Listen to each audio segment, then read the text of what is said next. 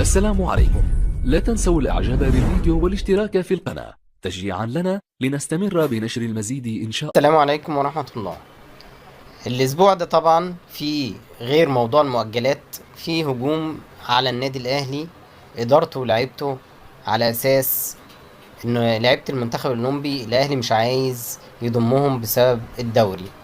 ده طبعا اللي بيقولوه الإعلام اللي بيهاجم الأهلي.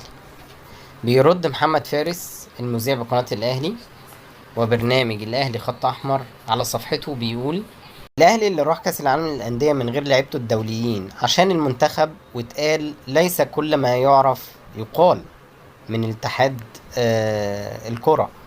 الأهلي اللي أكتر فريق بيتم اختيار لاعبين منه لكل المنتخبات، ولاعيبته هم اللي ساهموا بالجزء الأكبر في بطولات المنتخب على كل الأصعدة. الأهلي اللي لعيبته بينضموا للمنتخب في وقت غير الأجندة الدولية رغم إرهاقهم واحتياجهم لكل يوم راحة.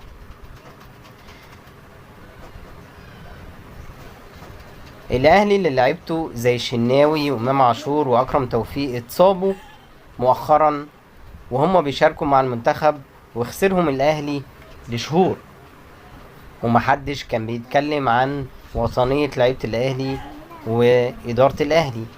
هيكلموك عن شعارات وهيزايدوا عليك بكلمة الوطنية، وانت اللي مفيش حد قدم للمنتخب والكورة في البلد دي قد اللي الأهلي قدمه.